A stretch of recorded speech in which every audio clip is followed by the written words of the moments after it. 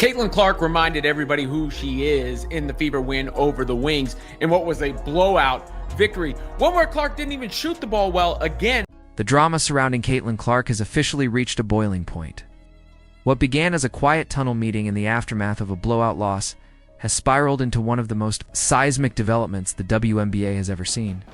Pictures don't lie, and the image of Clark smiling is flanked by New York Liberty's head coach Sandy Brondello, stars Breanna Stewart and Sabrina Ionescu. And perhaps most tellingly, her agent Aaron Kaine has shaken the basketball world to its core. It wasn't just a moment of sportsmanship or a friendly exchange between rivals. No, this was something deeper, an unmistakable glimpse behind the curtain, a sign that maybe, just maybe, the league's most marketable superstar is already planning her next move. The Indiana Fever may have traveled to New York short-handed, with Caitlin Clark sidelined due to a nagging groin injury, but it was her presence off the court that sent shockwaves through the sport. Despite missing the game, Clark still made the trip. Some saw that as a show of leadership, of dedication to her team. But in hindsight, it looks a lot more like reconnaissance, like a calculated appearance meant to position herself in a new environment, surrounded by a culture that actually understands how to win. And the Liberty made their intentions clear. If there was any doubt before, it's all but vanished now.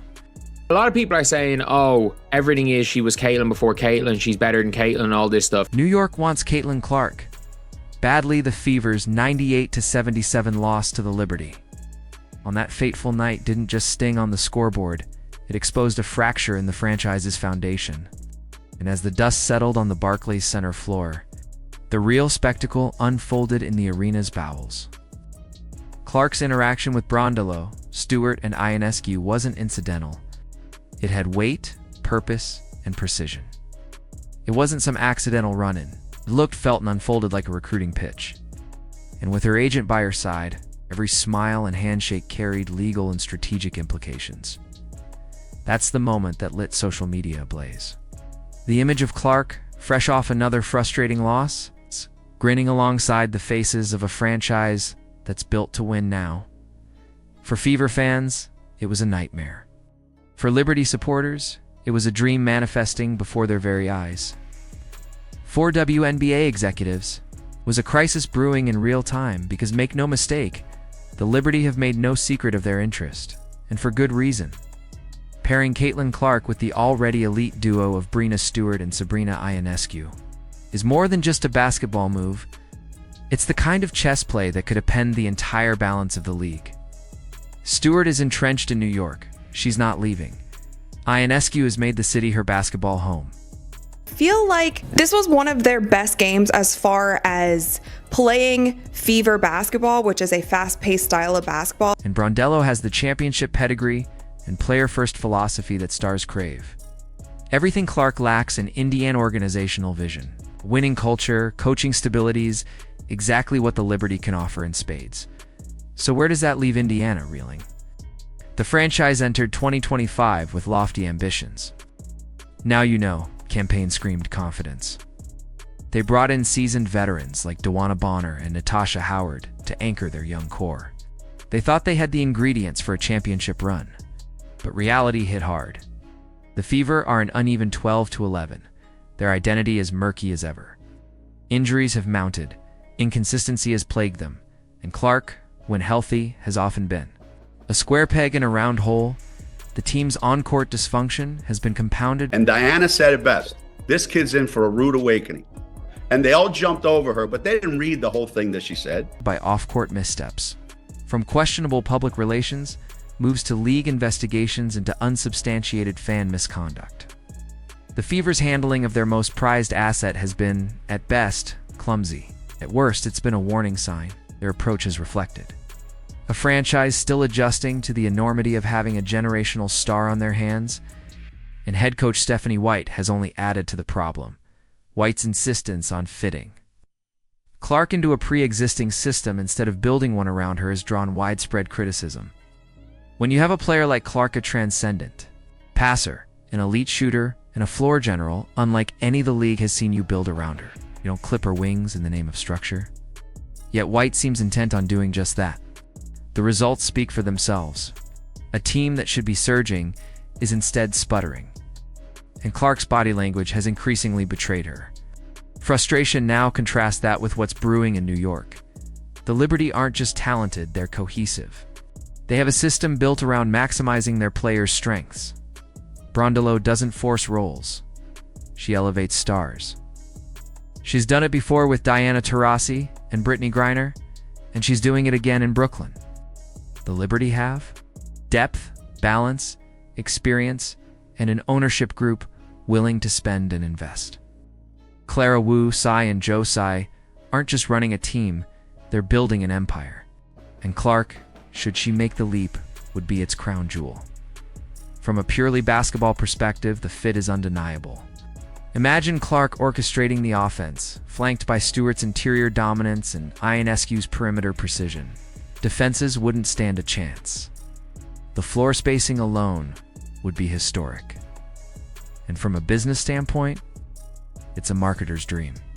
The WNBA's most recognizable face playing in the nation's biggest media market, under bright lights and national television cameras. The ratings would explode.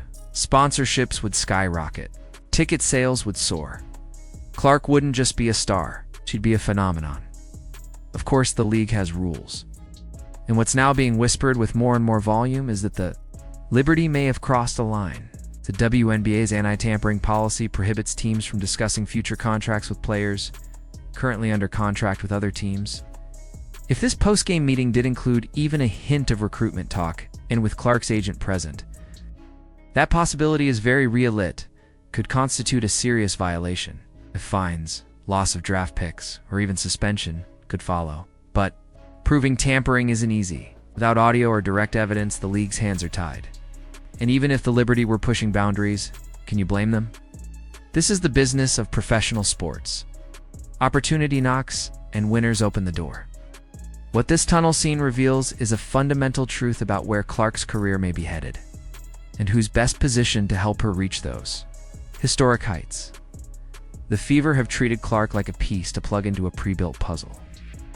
The Liberty are offering to make her the centerpiece of a masterpiece. And the biggest threat to Indiana isn't some formal offer from New York. It's the possibility that Clark's agent and her inner circle have already made up their minds, that they've looked around, sized up the landscape, and decided that if greatness is the goal, Indiana isn't the path. This story has already ignited a firestorm online. Fever fans are in open panic, furious at their front office and heartbroken at the thought of losing the face of their franchise. Liberty fans, on the other hand, are ecstatic. They see the signs, feel the momentum, and believe their next dynasty is one superstar away from reality.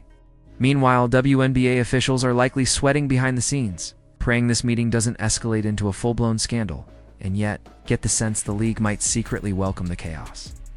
A Clark Ionescu super team in New York could be exactly what the WNBA needs to hit the next level. It would dominate headlines. It would command primetime television. It would force every other franchise to step up or be left behind. Sometimes, dynasties don't ruin leagues, they elevate them. The question now is whether Clark will wait for her rookie contract to expire, force a trade, or explore legal avenues to accelerate her departure. The league's new CBA will complicate things. The possibility of removing the core designation from future deals could reshape free agency entirely. But whatever happens, one thing is clear.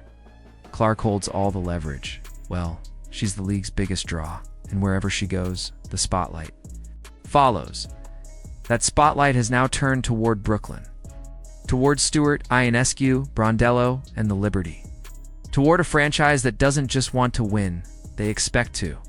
And now, perhaps more than ever, they want Caitlin Clark to help them do it. If you've been watching closely, you've seen the signs. The body language, the behind-the-scenes whispers, the tunnel meetings. This isn't some wild theory anymore. It's a developing reality. And if Indiana doesn't get its act together, if they don't build around Clark the way she deserves, it may only be a matter of time before the Fever's greatest hope becomes the Liberty's greatest weapon. What? Do you think? Is Caitlin Clark already planning her move to the New York Liberty? Can Indiana do anything to keep her long-term? Or are we witnessing the beginning of the next WNBA super team taking shape in real time? Let us know in the comments. Passionate about women's basketball? Don't forget to like this video and subscribe for more dramatic breakdowns, insider scoops, and the stories behind the stories in the WNBA.